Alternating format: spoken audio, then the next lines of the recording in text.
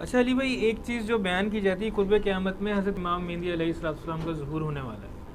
اب مسئلہ یہ کھڑا ہو گیا امت میں کہ وہ اب ہمیں کیسے پتہ چلے گا امام مہدی ہے؟ اہل تشیع کہیں گے کہ وہ شیعہ ہیں، اہل سنت کہیں گے کہ وہ سنی ہیں. اچھا اہل سنت میں بھی اگر آ جائیں تو وہ حنبلی ہوں گے، شافعی ہوں گے، مالکی ہوں گے، حنفی ہوں گے، اہل حدیث حنفی ہوں گے اور امامہ بھی ہرا ہوگا ان کا.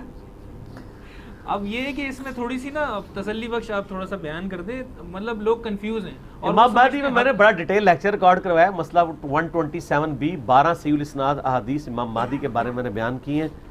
بخاری مسلم میں حدیث ہے، آپ صلی اللہ علیہ وآلہ وسلم نے فرمایا میری امت کی اس وقت کیا شان ہوگی کہ جب عیسیٰ ابن مریم ان میں اتریں گے اور میری امت کا ایک شخص امام ہوگا.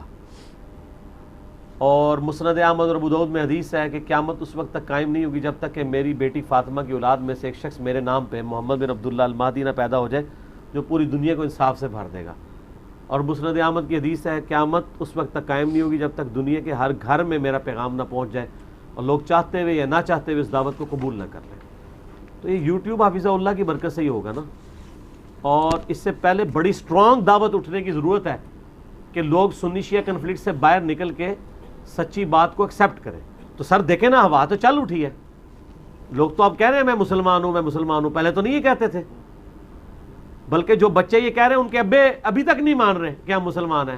وہ کہتے ہیں نا میرا پتر گمراہ ہو گیا، وہ ایک انجینئر نو سنتا ہے.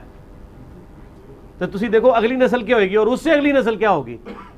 تو فضا تو بن رہی ہے. ورنہ تو بریلویوں میں اگر امام مہدی آئے تو دیوبندیوں نے نہیں ماننا، دیوبندیوں میں آئے بریلویوں نے نہیں ماننا، اور اہل حدیث میں آگے تو انہوں نے کہنا ہے انگریزوں کا ایجنٹ ہے، شیعہ میں آ گیا تو انہوں نے کہنا ہے یہ رافضی ہے.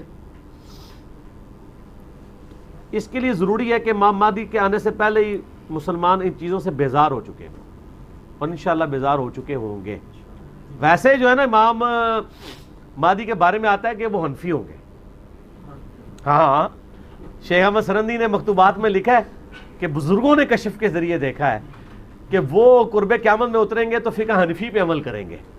پھر ان کو شرم آئی، پھر ساتھ لکھتے ہیں نہیں موسم میں اجتہاد کریں گے، ان کا اجتہاد امام حنیفہ سے مل جائے گا. کڈی وڈی کہانی، وہ اجتہاد قرآن و سنت سے نہیں ملے گا، امام حنیفہ سے ملے گا. امام حنیفہ کو تو آج کے دور کے مسائل انہوں نے نہیں لکھے ہیں، تو وہ اتنے لیٹسٹ دور میں جا کے کون سے مسائل ہیں؟ پوسٹ مارٹم کا مسئلہ، انتقال خون کا مسئلہ، کیمرے کا مسئلہ، یہ کہاں امام حنیفہ نے لکھا ہے؟ کہانی کروائی ہے. صحیح مسلم میں ہے جو حدیث کا راوی ہے امام مہدی والی حدیث کا، حضرت عیسیٰ علیہ السلام کے بارے میں، عیسیٰ ابن مریم تم میں اتریں گے، تمہارے کتاب اللہ اور تمہارے نبی کی سنت کے مطابق عمل کریں گے. فقہ حنفی کا تو ذکر ہی نہیں اس میں. ٹھیک ہو گیا. اچھا علی بھائی، اسی سوال سے متعلق ایک بات آتی ہے کہ اہل سنت کی کتابوں میں حضرت امام مہدی کا نام بھی موجود ہے، یعنی وہ محمد بن عبداللہ کا نام ہوگا، اور اہل تشیع میں بھی ہے. اچھا شخصیت یہ ایک ہی ہے، لیکن اہل تشیع کی کتاب میں ابھی مجھے میرے علم میں بات آئی کہ ان کا نام محمد بن حسن آیا ہے. اب یہ اختلاف، اس پر کیا بات کرنی چاہیے، اس کو واضح کرنا چاہیے ہمیں؟ مطلب واللہ عالم جی، بہت بڑا اختلاف ہے. یہ تو چھوٹا اختلاف ہے، ناموں کا اختلاف تو چھوڑ دیں. محمد بن حسن اس لیے آتا ہے کہ وہ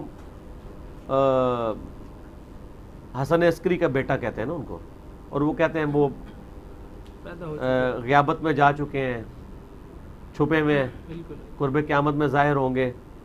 اور دلیل وہ یہ دیتے ہیں کہ اگر اصحاب کہف 300 سال تک سو سکتے ہیں تو امام مہدی کو بھی اللہ سلا سکتا ہے. ٹھیک ہے، ہمیں کوئی اعتراض نہیں ہے، یہ کوئی ایسا مسئلہ نہیں جس کے اوپر کوئی سیکھ پا ہو جائے. چلے اگر وہ عقیدہ رکھنا بھی چاہتا ہے، کوئی ایسا ہی عقیدہ نہیں ہے کہ اس کی بنیاد کے اوپر کفر اسلام کا مسئلہ ہو جائے گا. ٹھیک ہے، رکھنا چاہتا رکھ لیں. تو باقی وہ جو غیابت میں ہے تو نہ آج ہم ان سے کانٹیکٹ کر سکتے ہیں نہ وہ ہم سے، تو پریکٹیکلی تو ہمیں ان کے امام ہونے کا اس وقت تو کوئی فائدہ نہیں جب تک وہ آ نہ جائیں. جب آئیں گے تو پھر دیکھی جائے گی انشاءاللہ.